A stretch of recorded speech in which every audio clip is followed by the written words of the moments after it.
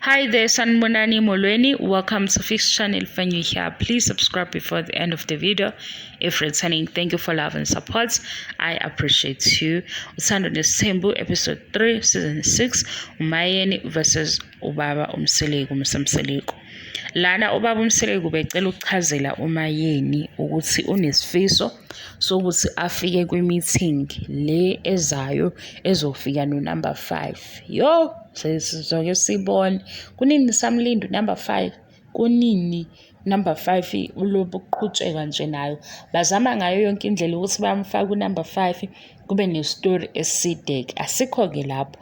Uthi uMayeni makunendaba kaNumber 5 akadingi incazelo futhi akabuzi lutho ngoba vele akahlangani nayo, akahambisani nayo, akakaze futhi ayisupporte indaba kaNumber 5.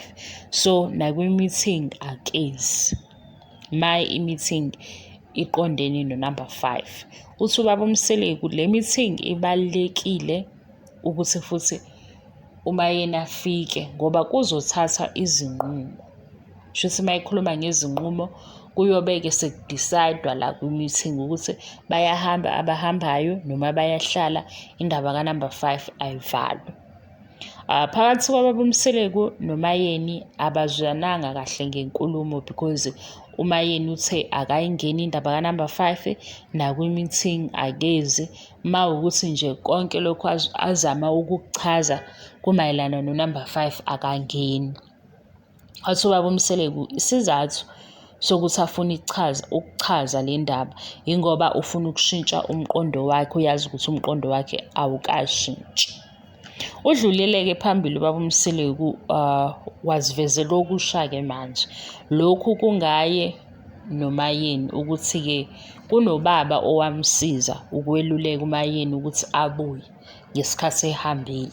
Ngesikhathi uMayeni engayiboni kahle indaba yokubuya, esebuya sekukhona isithembu, kube nobaba ongenelelile wasiza ubaba Mseleku. Uthi ubaba Mseleku lo baba kuye ufana nomngani nobaba.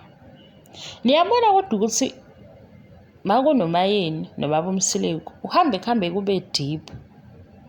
Asidluleke ngoba kuzoba nepolitiki.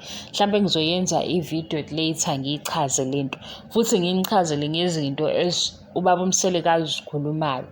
Uyayibona lento yokuthi umuntu uyakwazi ukukhuluma umlalele kabili. Ngisho ukuthi ngichaza ukuthini mawuthi umuntu umlalele kabili, kunalento umuntu ayikhulumayo oyizwayo ngoba uyezwa mayikhuluma ukuthi amagama akhe uthini. Kodwa futhi mawulalela le nkulumo lento ayichazayo khona enye le angayisho, le angayimimizi kodwa ikhona. Ukukunake-ke lokhu ukuze futhi uzokwazi ukubona noma umuntu eqamba amanga, umuntu umlalele kanjalo, into ayikhulumayo uphinde uyithathe wena wenze opposite yaleyo nto ukuthi uthini, ufunda kanjalo umqondo womuntu. Okay-ke siyadlula lapho. Ubaba Mseleku uyafika-ke kubaba lo asitshelile ukuthi uyamvakashela. Uthi-ke ubaba ukuthatha isithembu uzothatha amakhosikazi amaningi, ukwenza ngokushesha belandelana eduze. Inkinga kaMseleku manje ukuthi uthathe uMangwabe waseyahlala.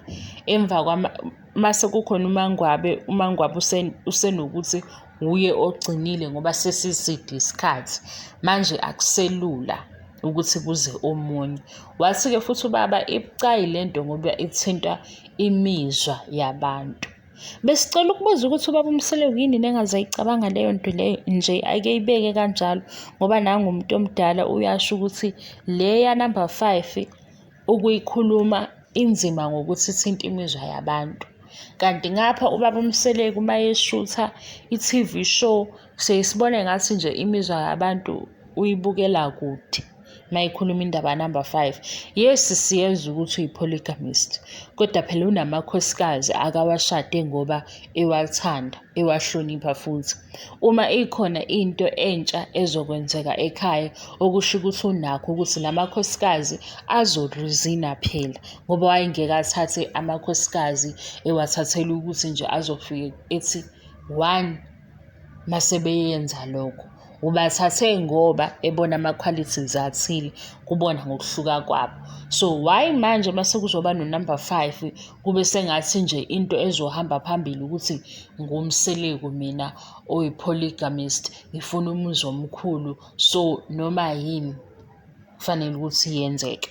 Because into engiyithola kubantu mangifunda ama-comment abantu banento yokuthi uyi-polygamist, so i-polygamist izothatha noma bawu-20. Kanti polygamist ubaba uMseleku huye othi la makhosikazi yiwo ambike kule ndawo asekuyona manje, nale nhlonipho asenayo nokuthandwa abantu nale attention ayitholayo nakho konke okunye yiwo la makhosikazi. So mase kuzofika umuntu omusha, yini bengasabaluleki nezinto abazibekayo ukuthi phela manje thina sesihamba ibanga elingaka, nayi ingozi esiyisabayo ngokuza ka-number 5. Siyazi ukuthi ukuba i-polygamist kuhamba nokuthi vele amakhosikazi azoba maningi, kuhamba nokungathembeki kahle kahle, asisho njalo. Sihloniphisa ukuthi kuhamba nokungathembeki ukuba i-polygamist, indlela abantu abayichaza ngayo. Oh guys, eyami iyabhora. Uthi-ke ubaba akuzukuba lula ukuthi yena akhulume ngoba sekuthinta imizwa yabantu. Kodwa wabe sethi-ke ubaba, kula makhosikazi akhona kaMseleku kukhona omunye unkosikazi wayengavumi. Wathi-ke kubaba uMseleku akamlinde ngisho ngaphela u-3 years.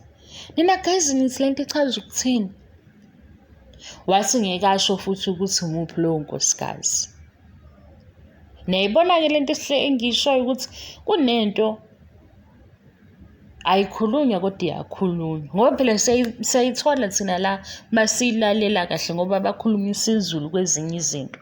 Mase kuba futhi nezinto ey'thile ey'ncane eziyi-evidence khona la ukuthi hayibo le ijulile le. Kodwa why? Ngoba phela mina manje mina mangase nje ngiyayihlaziya ngiyiveze, nizoxabana la emagruphini. Angithi anti la emagruphini kunothimbani, kunothimbani, kunothimbani. Awuse nje ngiyihlebe kancane lento. Ubaba uMseleku uma echaza amakhosikazi, umlalele, umbheke nangendlela ahleli ngayo. Ubheke lapho ukuthi mayikhuluma ngomacele ukhuluma uhleli kanjani, uthini lokho esikuzwayo ngoba sibuka ishow, nawe uzothi hawu cha, lokhu-ke phela manje ubekusho ngoba kunekhamera, lokhu kuyiqiniso. Mase uphinde uthatha futhi lokhu angakusho, angakumemezi kodwa kukhona ngendlela efanayo mayechaza uMayeni, uMakhumalo noMangwabe. Lena-ke engithi mina-ke iyabambeka yona because abantu ababuka ishow bakhona bazokwazi ukuyibamba lento. Nami engithi ngiyayibona ukuthi hayibo lento lena, why le information noma lokhu kuvela kancane kuyavezwa. Le yababa uMseleku noMayeni i-deep. Ukuthi-ke ngayiphi indlela angeke ngikwazi ukuyicacisa kahle. Kunento yokuthi noma ngabe ubaba uMseleku uyi-polygamist ubezothatha amakhosikazi awu-20 before uMayeni, ubezoza uMayeni azoba u-21 ngoba nangubaba mayeveza iseluleko sakhe sithini, mlinde. Phela sesitholile ukuthi uMayeni ngoba ngesikhathi ubaba uMseleku ephuma uthe uyohlangana nobaba owamsiza ukweluleka uMayeni ukuthi abuye azongena kwifamily. Kanti ngelanga lomshado ubaba lo wakhuluma ushado macele, hhayi kodwa umacele shami ngiyamzwela. Okunye ku-wrong ukuthi bekuvese kuyisho ngoba phela abantu bayahleba, bayakhuluma njengoba nami ngihleba nje. Uthi-ke ubaba uMseleku ubaba lo ngelanga lomshado wakhuluma nabantu, watshela abantu ukuthi ubaba uMseleku usazothatha omunye unkosikazi. Uyabona lento isuke ivele igudle ekutheni asishiye futhi hayi asishiye ngoba ngiyalazi ukuthi ninjani, niyathanda ukuhlasela umuntu, ningaze nize la nizongithukela into engathi ishu ngoba phela i-TV show abayenzele thina ukuthi siyibuke. Ubaba uMseleku-ke ugcine ela nobaba kwindaba le yokuthi unumber 5 usekhona manje ucela ukuthi ameluleke ngoba ukuletha kwakho unumber 5 akazile ukuzobhidliza umuzi, futhi uma eletha unumber 5 kuba khona okubi okwenzakalayo kuyoba ukuthi wehlulekile. Pho umphoqelani kanti unumber 5 kanje? Akafuni ukuthi kubhidlike umuzi, akafuni futhi ukuthi kube khona unkosikazi ohambayo ngoba nabaphambili bazophoxeka ngaleso senzo. Ngiyayibona-ke futhi ukuthi sikuphi lento, nabaphambili bazophoxeka ngaleso senzo. Angifuni ukukunikeza i-evidence ngoba ngiyanibona ukuthi okwenu ukubuka ishow kuhamba kanjani, mase after nibuka ishow ni-reason nigcine kuphi. Kanti sina silalela ubaba uMseleku ngapha nelinye iqeqebani, siphinde silale isiZulu-ke, silalele nesiZulu ukuthi hayibo why la kube nje, mase sibuka ne-evidence ngoba phela nangalela langa lomshado sengiphume eceleni-ke manje kulo episode 3. Yabo ilanga lomshado kunento ubaba uMseleku ayisho ilanga lomshado kaMayeni, nento futhi ayisho ngelanga lomshado kaMacele. Ze ngithi mina u1 no2 bona babuthwalile ubunzima bebuthwala ngenxa yothando, kanti futhi ngathi masibheka bekufanele ukuthi babe khona bobabili u1 no2. Ngisazoyikhuluma ya 3 no4 ngoba hayi ikhona nayo ngizoyikhuluma. Le ya 1 no2 ihamba ibe nento esindayo. Yebo into enesisindo, into engadingi ukuthi khona into ekhuluma noma ingakhulumi. Angisazi ukuthi mina ngizomchazela kanjani. IsiZulu naso si-deep ngenye indlela, okunye ufuna ukukuveza ngendlela ezokuhlonipha, angaveli amagama azokuhlonipha ngoba uma ngizokuveza ngale ndlela esobala sizoxabana nani. Mawubheka ubaba uMseleku echaza uMacele noMayeni nezinto ayishoyo akandi ngamagama, nokuthi nje kubona kunalento le enokuba nesizotha esithile. Angazi-ke sengizothini, sekuphelile-ke amagama lento engifuna ukuyichaza. Nakho-ke manje kuyavela ukuthi nomuntu omdala ube-involved ukusiza ukuthi kubuye uMayeni. Umuntu omdala futhi waphinde watshela abantu ngolanga lomshado kaMacele wathi uyeza omunye unkosikazi, kanti unkosikazi futhi lo mawuthi kwenzeka izinto ezithile base bethi-ke bona nobaba uMseleku baphumelele. Uyayibona futhi nayo le enye into leyo.